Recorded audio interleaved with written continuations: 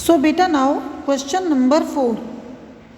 Solve 3x plus 4y equal to 10 और दूसरा equation है 2x minus 2y equal to 2। बेटा पहला equation 3x plus 4y equal to 10 हमें सॉल्व करना है। सॉल्व करने का मतलब क्या है, हमें x और y की वैल्यूज़ निकालनी है। अब वैल्यूज़ निकालने के लिए हमारे पास कई मेथड थे। First method was graphical method, second was substitution method और थर्ड वॉज एलिमिनेशन। हम इसमें एलिमिनेशन मेथड अप्लाई करने जा रहे हैं। एलिमिनेशन मेथड में क्या सीखा था कि हमें x या y में किसी एक के कॉफिशिएंट को सेम करना होता है। बेटा कॉफिशिएंट का मतलब क्या है वो देख लो। जैसे मैं लिखती हूँ 4y, तो y का कॉफिशिएंट 4 है, ठीक है, y का कॉफिशिएंट 4 है। ऐसे ही 3x लिखूँ तो x का कॉफिशिएंट 3 है। ओके, तो बेटा यहाँ पर हमें x या y किसी एक के कॉफिशिएंट सेम करने थे। बेटा अब सोचो ज़रा, ये जो सेकंड वाला इक्वेशन है मेरे पास 2x minus 2y equal to 2, अगर मैं y के कॉफिशिएंट 2 को 2 से मल्टीप्लाई कर दूँ तो 2 2 4 4 ये भी हो जाएगा, ऊपर मेरे पास 4 है ही, है ना। तो मैंने क्या किया, मैंने सेकंड इक्वेशन जो 2x minus 2y equal to 2 है ना, इसको मैंने 2 से मल्टीप्लाई करवा दिया। देखो 2 से मल्टीप्लाई कराया तो ये 2 2 जार क्या हो गया, 4 हो गया, ये 2 2 जार 4 हो जाएगा और ये भी 2 2 जार 4 ही होगा ना। तो ये आ गया 4x minus 4y equal to 4। और ऊपर इक्वेशन क्या थी बेटा, 3x plus 4y equal to 10, ठीक है। दो इक्वेशंस हैं।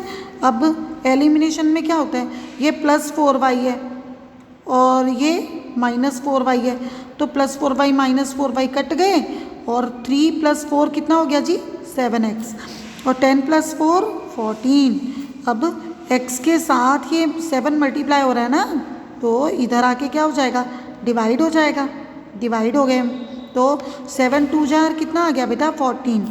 x की वैल्यू मेरे पास कितनी आ गई 2। अब x की वैल्यू को मैंने इक्वेशन नंबर 1 में रखा। इक्वेशन नंबर 1 क्या है, 3x plus 4y equal to 10। मैंने यहाँ पर x की जगह पे 2 रख दिया। देखो x की जगह मैं 2 रख रही हूँ, तो 3 2 जार कितना हो गया, 6 हो गया। 4y वैसे का वैसा उतर गया और 10 भी वैसे का वैसा। अब ये प्लस 6 इधर आके क्या हो जाएगा, माइनस 6 हो जाएगा ना। तो 10 में से 6 गए 4 आया, 4y इक्वल टू 4 और y इक्वल टू 4/4 कट के कितना आया 1। ओके, ये हमारा हो गया answer. Okay,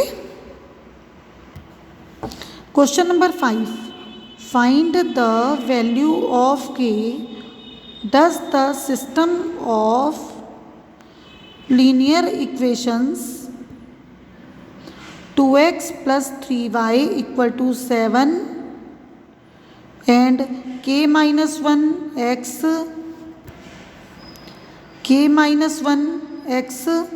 plus k plus 2y equal to 3k, है ना।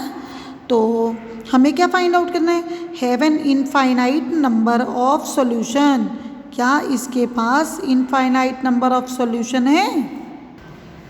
Have an infinite number of solution, क्या इसके पास इनफाइनाइट नंबर ऑफ सॉल्यूशन है। तो अब हमने स्टार्ट किया। बेटा अब आपको लर्न होना चाहिए, for infinite many solution condition कौन सा फॉर्मूला हम जानते हैं, a1/a2 equal to b1/b2 equal to c1/c2। तो बेटा फिर वही स्टोरी, क्या करना है हमने, +7 इक्वल टू के उधर जाएगा, -7 हो जाएगा, +3k इक्वल टू के उधर जाएगा, -3k हो जाएगा। तो ये जब +7 उधर जाएगा तो -7 हो जाएगा ना, और +3k भी इक्वल टू के दूसरी तरफ जाएगा तो -3k हो जाएगा। बेटा जी वही गेम, हमने x1 x का कॉफिशिएंट यहाँ पे बेटा सॉरी a1 हमने x का कॉफिशिएंट ले लिया, b1 हमने y का कॉफिशिएंट ले लिया और c1 हम लेंगे जो कांस्टेंट वैल्यू दे रखी होगी, है ना। तो a1 मैंने क्या उतारा 2, a2 मैंने क्या उतारा बेटा k-1, b1 मैंने क्या लिया ऊपर इक्वेशन में देखो b1 क्या है 3 है ना, तो मैंने 3 लिख दिया और b2 मेरे पास कितना है k+2 लिख दिया और c1 मेरे पास था -7 और c2 मेरे पास था -3 के। बेटा माइनस ने माइनस को तो कट्टी कर दिया, कट गया।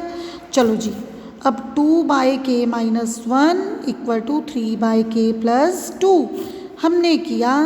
अब खुद सोचो मेरे पास कौन सा रास्ता बचता है यहाँ पे।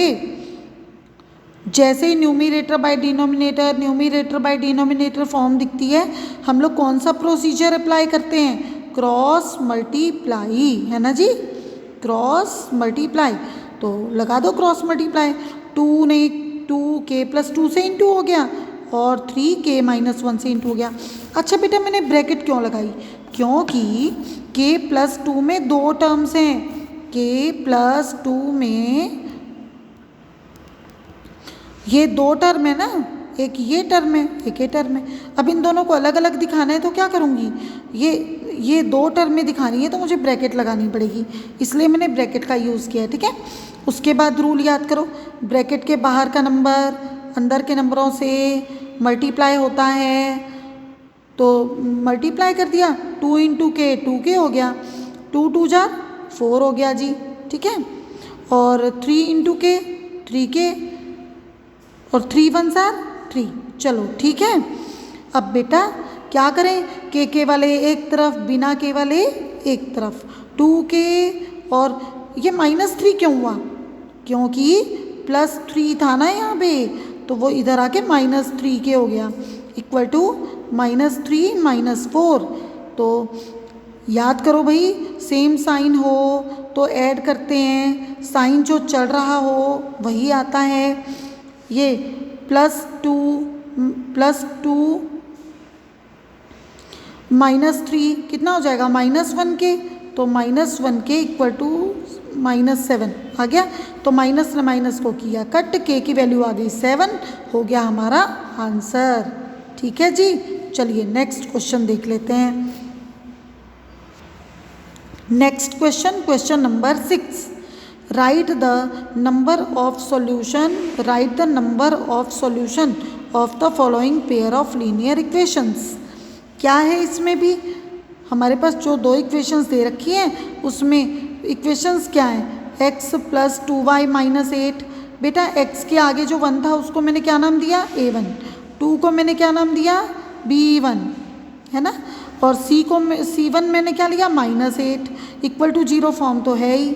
दूसरी इक्वेशन देख लो 2x + 4y - 16, तो x के आगे जो 2 है वो मेरा a2, y के आगे जो 4 है वो मेरा b2 और c2 मेरा हो गया -16, ठीक है बेटा जी। तो a1/a2 मिला 1/2, b1/b2 मिला 2, ये वाला 2 ना, देखो ये 2 और ये 4, 2/4, तो 2/4 मिला। और c1 जी कितना है -8, c2 कितना है -16, तो बेटा c1 और c2 मैंने रख दिया, तो माइनस ने माइनस को कट कर दिया और मेरे पास आ गया 1/2। अरे भाई अब a1/a2 भी 1/2 है, b1/b2 भी 1/2 है और c1/c2 भी 1/2 है। तो अगर a1/a2 b1/b2 c1/c2 सेम आए तो मैं क्या कहूँगी, pair of linear equations has infinitely many solution.